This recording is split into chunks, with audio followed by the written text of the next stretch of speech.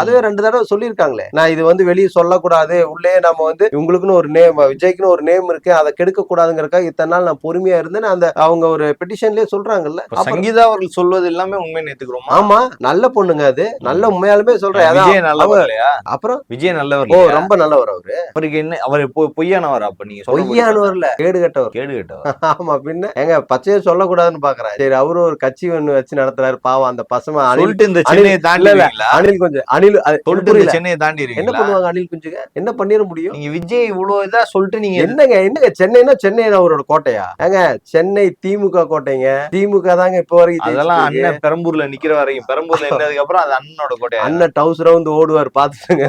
அண்ணன் நீங்க நல்லா கேட்டுங்க, நிக்கவே மாட்டாருங்க. எலெக்ஷன்ல தாவேகா தனித்து போட்டியிட்டால் விஜய் அவர்கள் நிக்க மாட்டார். எலெக்ஷனை சந்திக்க மாட்டார். அப்படியே சந்திச்சு நின்னு ஜெயிச்சிட்டாருன்னா எத்தனை எம்எல்ஏவோட உள்ள போவார்? தனியா போவார்.